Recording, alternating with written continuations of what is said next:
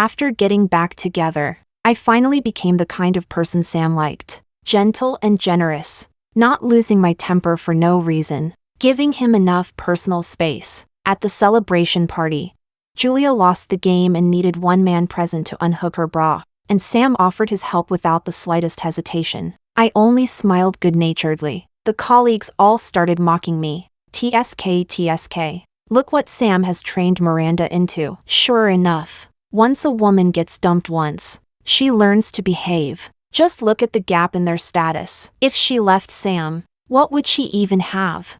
Exactly. Everything she has now was given to her by Sam, wasn't it? What right does she have to throw a tantrum?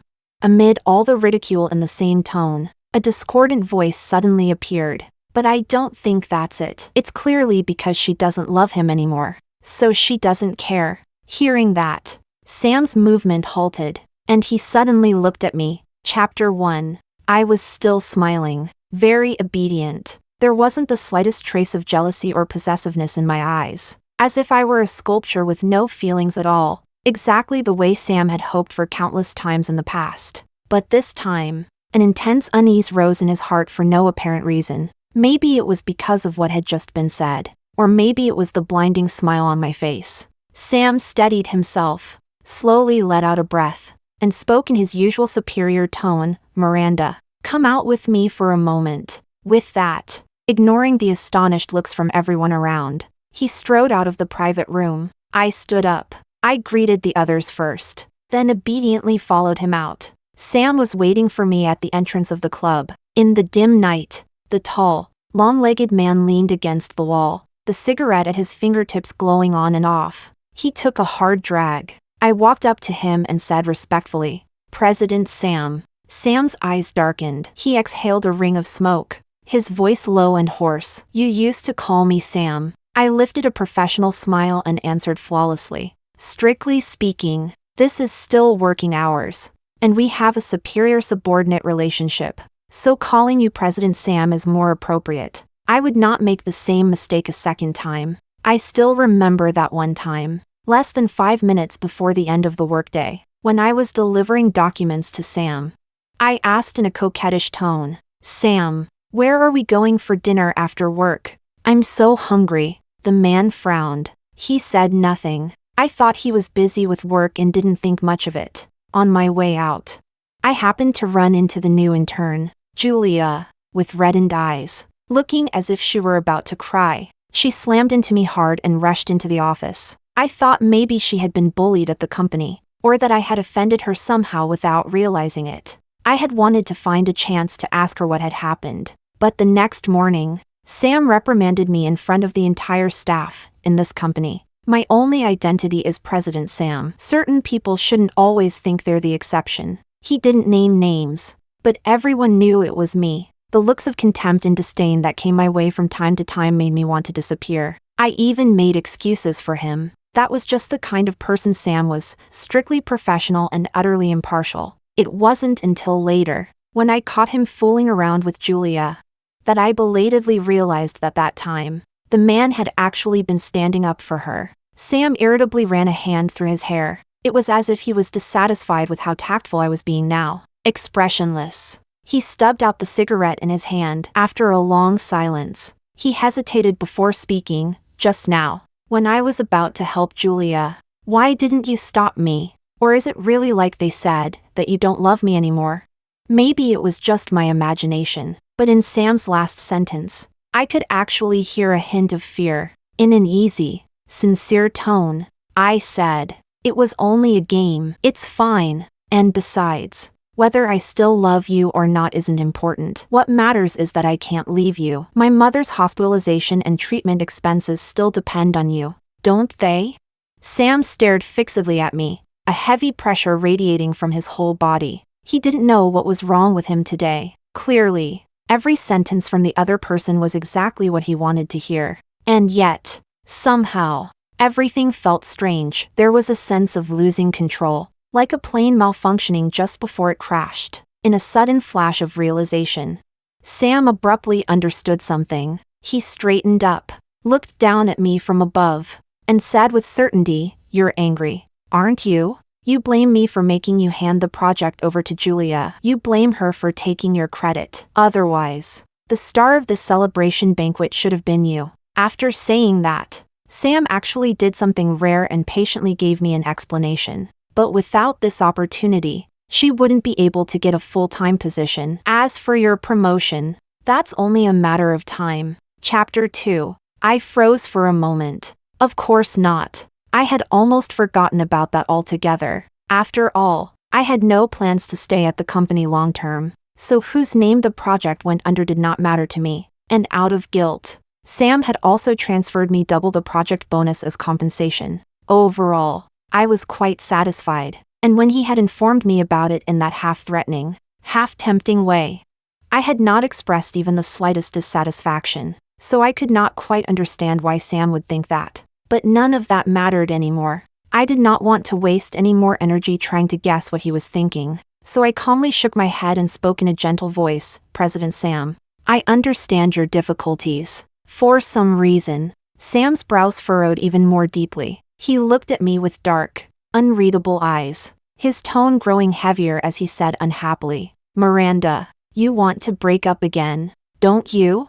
It was not a question. It sounded more like a warning. After all, the breakup with Sam 3 months ago had nearly cost me half my life. He knew what breaking up meant to me. The reason he said that was to make me behave, and behave even more. But this time, hearing those 2 words, I did not have a stress reaction, and my heart no longer ached faintly. At that moment, I suddenly realized that these past few months of desensitization training seemed to have finally allowed me to let go of this utterly rotten relationship. And just 3 days earlier, the hospital had called to say that Mom was doing very well and had already awakened from her vegetative state. She would be able to be discharged soon. That meant that from now on, I would no longer be held in check by Sam emotionally or financially. At that thought, I parted my lips, and the words that works too were about to slip out. But in the very next second, a delicate, aggrieved voice came from behind me, with tears in her eyes.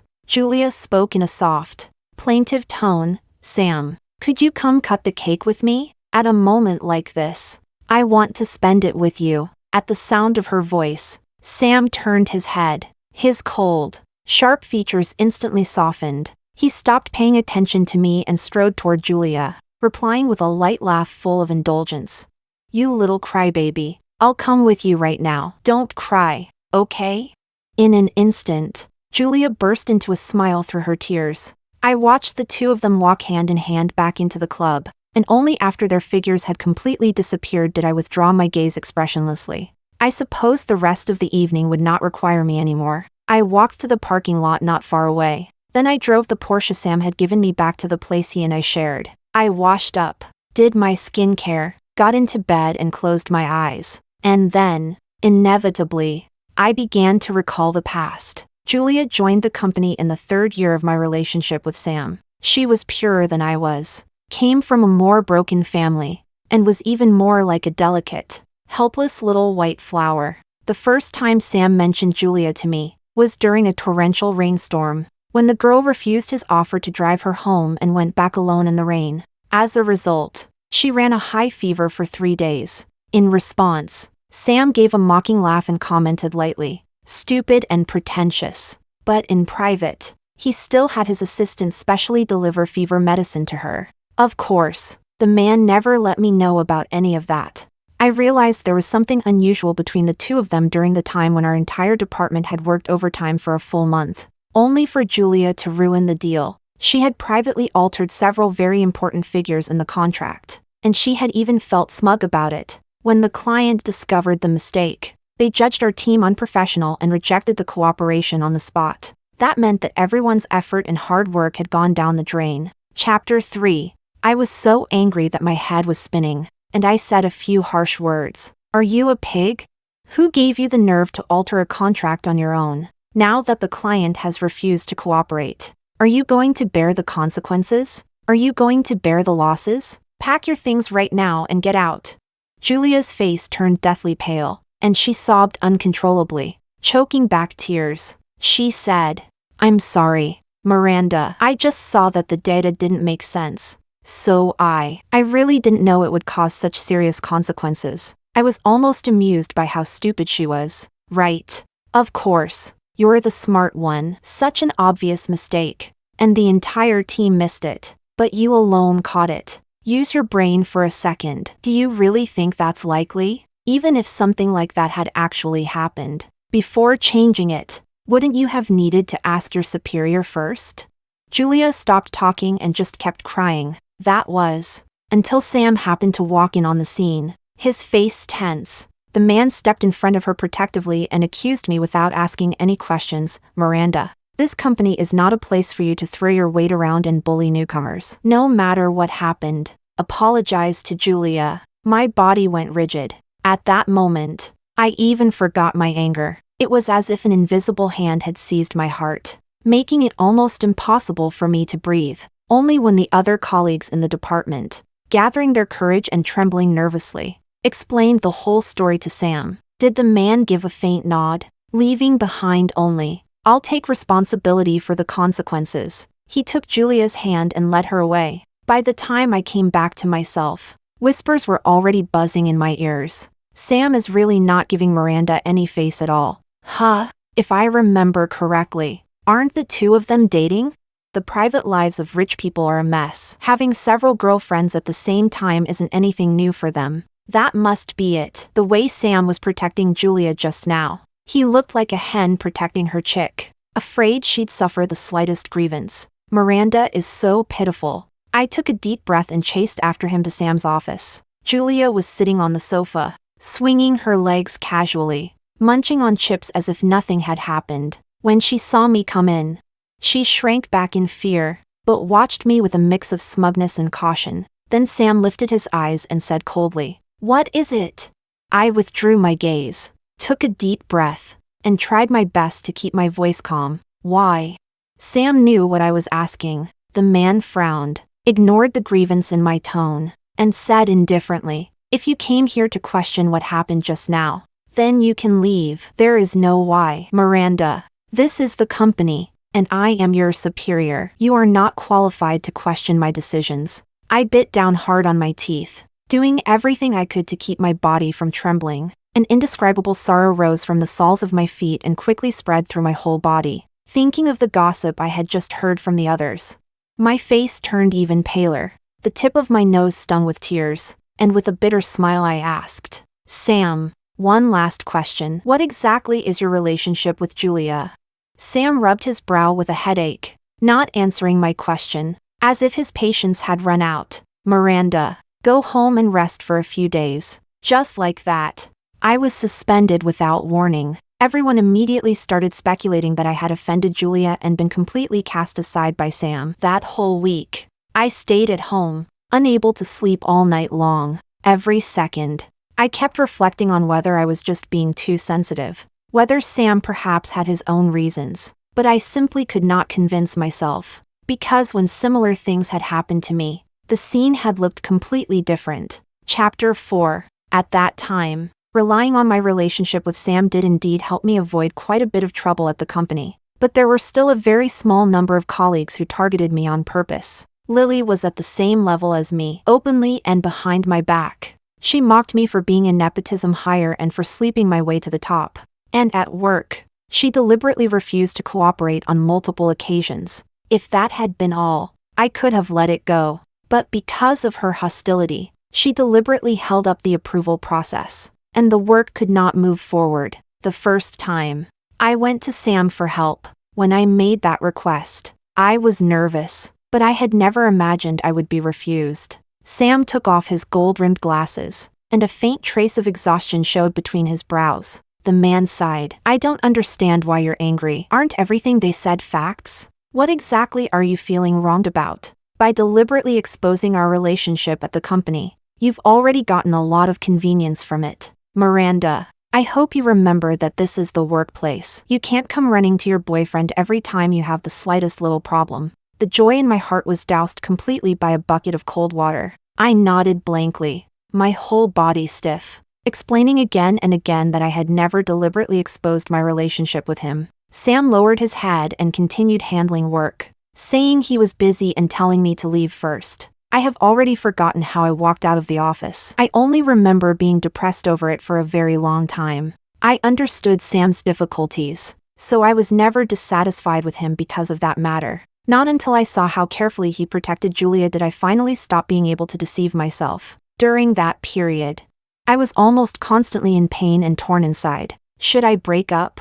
But my mother's nursing fees, hospitalization fees, and treatment costs were an enormous sum, and at that point, I simply could not afford them. And there was one more thing I could not deny. I really did love Sam. During the days when I was at my most helpless and on the verge of collapse, it was he who reached out to me and pulled me out of the mud. I was almost being driven mad by this relationship that left me constantly afraid of losing what I had. Finally, a week later, on the man's birthday, I dressed up carefully and invited him out under the pretext of celebrating his birthday. With red-rimmed eyes, I opened up completely and laid bare, piece by piece, the vulnerable and confused path my heart had taken during that period, showing it all to him. At the end, I took out the birthday gift I had prepared for him and spoke in a trembling voice. Sam, I really love you. I don't want us to break up over something this small. Sam let me put the ring on him, the one I had bought for him with several months' worth of my salary.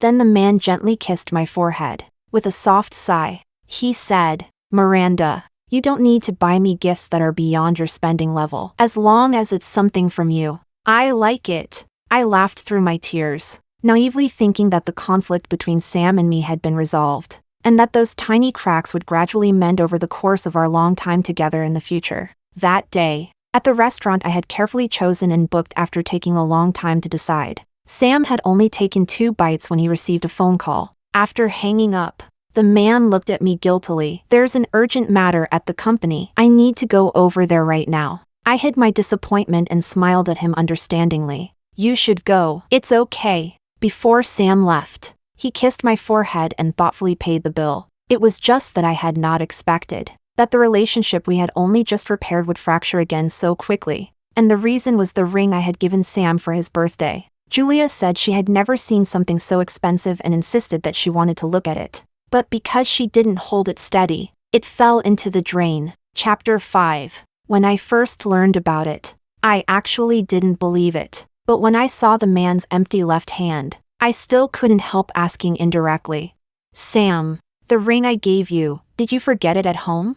Sam lowered his eyes to the documents in his hands and didn't even raise his head. As if he were talking about something completely insignificant, I accidentally lost it. My heart clenched. I pressed my lips together, doing my best to suppress the tremor in my voice. Julia was the one who lost it, right? Hearing that name, Sam finally lifted his head and looked at me expressionlessly. His face was full of impatience. Miranda, does it matter who lost it?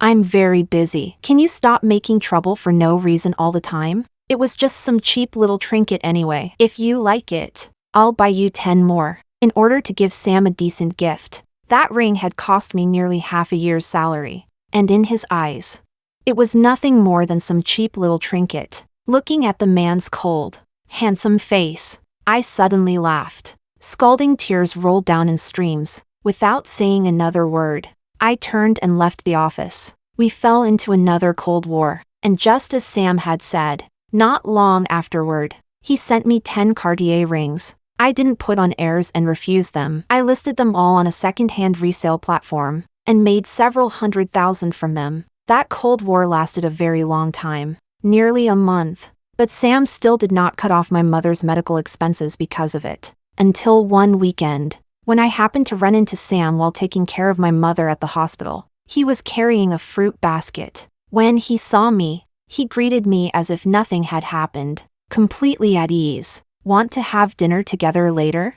I hated my own indecisiveness, because at that moment, I wavered again, just because of one invitation from the man. But in the end, that dinner never happened. Carrying a large bag of ingredients I had carefully picked out at the supermarket, I opened the door to Sam's home, intending to surprise him, and happened to catch him kissing Julia. My right hand loosened. The groceries I had bought crashed to the floor with a loud bang. The two of them both turned to look at me. Back then, I broke down, became hysterical, shouted and screamed, probably like some mentally unstable madwoman. I grabbed Julia by the hair and, without another word, slapped her hard twice. Then I cursed her with the most vicious words I could think of. Sam rushed over to stop me. In the chaos, I swung back and slapped him too. Finger marks quickly appeared on the man's face. Only then did I calm down a little, tears falling uncontrollably as I choked out.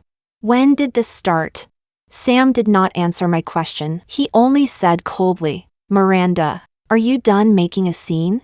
My face was icy cold as I stared at him in disbelief and asked back. I'm making a scene? Sam, you betrayed our relationship. You cheated on me.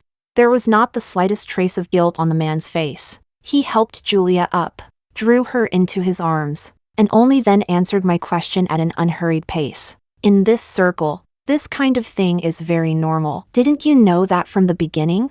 I stared at him blankly, feeling as if I had fallen into an ice cellar. When we had first gotten together, Sam had introduced me to several of the brothers he hung around with. From bits and pieces of what they said, I learned that the people in their circle played very loosely. Every rich young man had several girlfriends around him. No one thought there was anything wrong with that. After struggling with myself for a long time, I finally told Sam plainly that I was not with him for his money. If he was like that too, then he could choose to break up sooner rather than later. But the man pulled me into his arms instead, rested his chin on the top of my head, and let out a muffled laugh. Miranda, I'm not like them. I only love you. Chapter 6. But now, Sam lowered his eyes and said coldly, I've stayed faithful to you for a full 3 years. And I never even gave Julia the title of girlfriend. What more do you want? It felt as if all my strength had been drained away in an instant. Numbly, I tugged at the corner of my lips. Let's just leave it at that. Sam's pupils contracted. What do you mean? I answered softly. Let's break up. The man stared at me fixedly, then suddenly laughed and said lightly, Sure. After that day, the news that Sam and I had broken up spread through the entire company like wildfire. No matter where I went, I could always hear malicious gossip. TSK. Have you heard? Miranda and Sam broke up. Wasn't her position something she got by sleeping her way into it in the first place? Now that she's lost her backer, shouldn't she hurry up and quit? If you ask me, Miranda just doesn't know how to appreciate what she has. I heard she made a scene with Sam, and that's why he dumped her. I couldn't stand her long ago. She's obviously just an office favorite with connections. So what's with all the fake pride? People tripped me up openly and behind my back. Not long after, because I was mentally distracted. I made mistakes at work and was suspended again. My mother's treatment costs were yet another enormous expense. My savings gradually ran dry, left with no choice. I could only take all kinds of side jobs, working odd jobs during the day and delivering takeout at night, and in the late hours of the night when I had free time. I always lost control and went to look at the flirtatious posts Julia made with Sam. Then I would endure emotional backlash stronger than the last time. I spiraled inward, lost control, and broke down crying. I even started to suspect that asking to break up back then had been too impulsive and reckless. During that period, because I couldn't eat, I lost more than 10 pounds. Later, while delivering food, I fainted from low blood sugar. When I woke up again, I was in the hospital. Sam was sitting by my bedside, seeing me open my eyes. He explained lightly, I'm your emergency contact. So the call came to me, for no reason at all. My nose stung. My tears would not stop falling, and then I couldn't hold back anymore. I hugged Sam and broke down crying. The man gently patted my back. He let me vent all my emotions and smear tears and snot all over his expensive suit. At last, Sam sighed and said softly, Get back together with me. See? You can't live without me. I nodded blankly. After we got back together, I no longer dared throw tantrums, and everything seemed to return to how it had been before. I no longer had to worry about my mother's treatment costs, and I also returned to the company. On the surface, my coworkers no longer dared mock me. The only difference was that I began to resist any intimate contact with Sam. As long as he touched me, my body would uncontrollably retch. So, with a dark expression, the man openly kissed Julia, held her hand, and hugged her right in front of me. without the slightest attempt to hide it. I watched coldly as he hurt me again and again, and my emotions, from anger at the beginning, then numbness, had now become complete stillness. I knew that this time, I could finally let go. Early the next morning, I arrived at the company, and the first thing I did was go to HR to submit my resignation. Roxana looked at me in shock. Does Sam know about this? I smiled at her gently. Sam won't care, perhaps remembering all the gossip that had been circulating in the company during this period. Roxana said no more and efficiently handled my resignation procedures for me. Today was my last day at work. The handover of my duties had already been completed some time ago. Now, I could leave the company directly. I drove to the hospital. Mom's condition was even better than I had expected. I talked with her about many things. I brushed over everything that had happened during those years in just a few words, and planned a beautiful future life. It wasn't until afternoon that I methodically completed the discharge procedures and settled Mom into a 5-star hotel. Then, for the last time, I returned to that villa to pick up the luggage I had packed in advance. The plane ticket had already been booked. If nothing unexpected happened, tonight, I would leave the city. Chapter 7. It was almost laughable. Really, I had deliberately avoided them and made sure to return to the villa before he got off work. When I opened the door, I still ended up catching Sam and Julia tangled together on the sofa. The woman was acting coquettish. Sam, the condom. Only when they noticed the movement over here, did the two of them see me and hurriedly start putting their clothes back on. I kept my eyes straight ahead. I walked past them, pulled out the unfinished box of ultra-thin 001 condoms from the cabinet, tossed it toward them, and spoke in a voice so calm it was almost unnatural. Have fun. After saying that, I went straight upstairs to get my luggage from the bedroom. When I came back to the living room again, Sam was already fully dressed. The moment he saw the suitcase beside me, the man's face darkened. You're moving out? I nodded. What I didn't say was that I wasn't just moving out, I was leaving the city altogether. Just as the atmosphere turned tense, Julia suddenly let out a laugh. Come on, sis. You're not putting on this whole act on purpose because you got jealous after seeing me getting intimate with Sam just now, are you?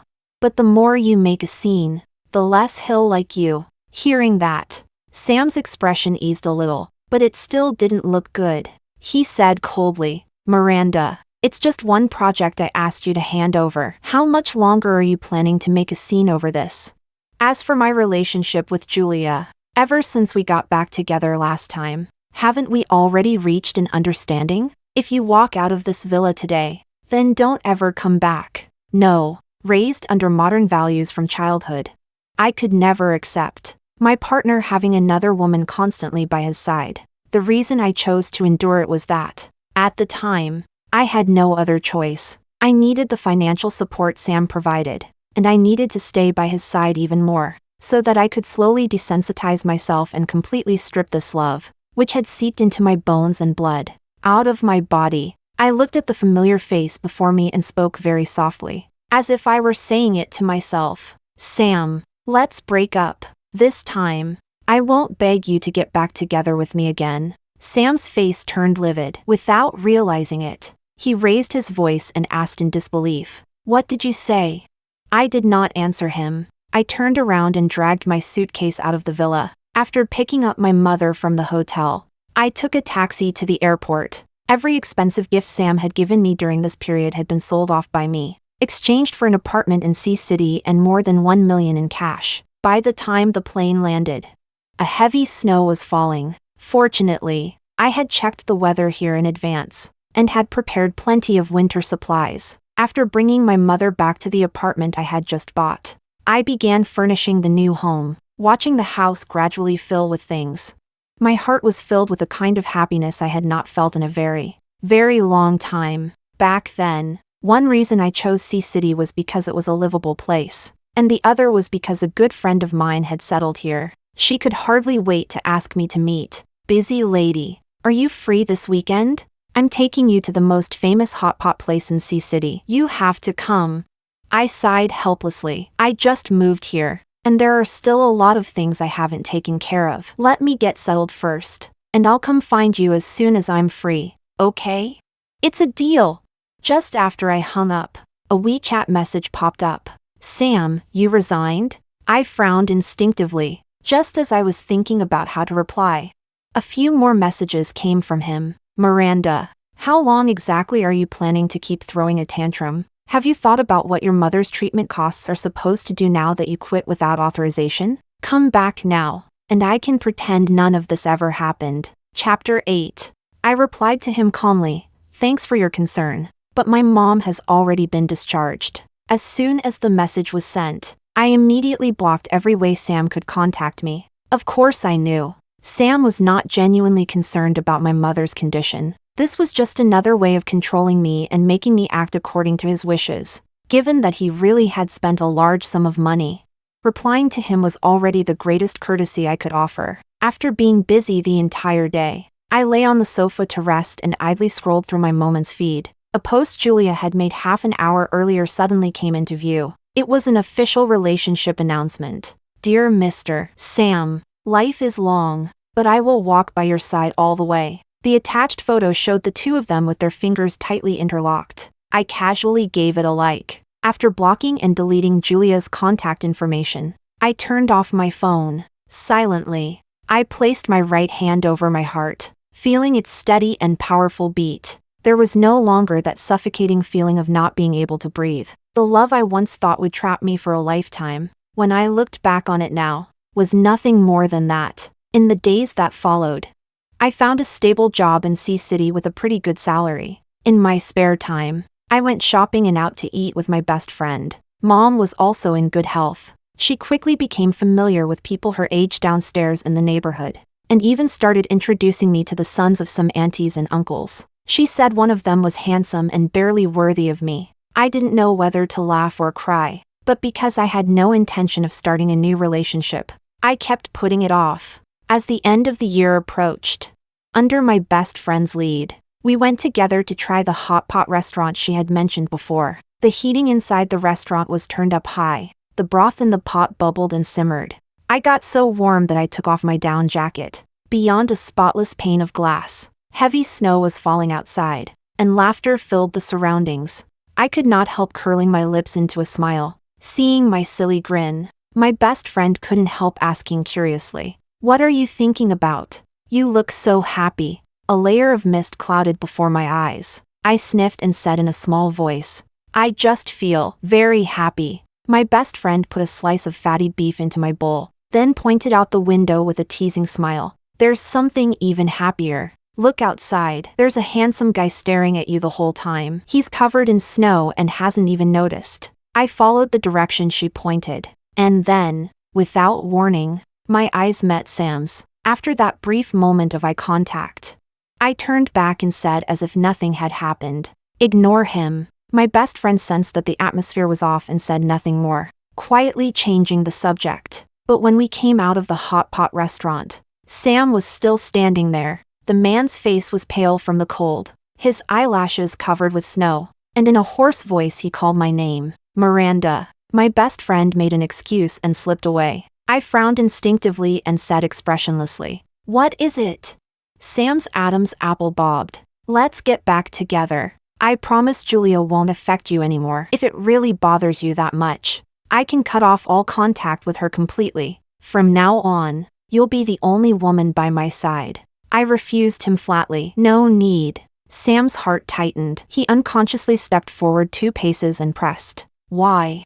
Chapter 9. I took a deep breath. Now that I was bringing up all that pain again, it already felt like nothing out of the ordinary, because being with you was just too exhausting. For the past 3 years, I was constantly enduring coworkers' hostility and ridicule, and you would never stand on my side. Actually, even without Julia, I would have broken up with you sooner or later, because you simply were never a qualified partner. You're arrogant, promiscuous, self-important, and untrustworthy. You stubbornly believed I was with you for ulterior motives, and you kept trying to turn me into the kind of person you wanted. Through countless late nights, I spiraled inward, broke down, and doubted myself, until not long ago, when I finally became sure that it wasn't my fault. The reason things turned out this way is that, very unfortunately, I happened to meet a bastard like you. with every sentence I said. Sam's face went a shade paler.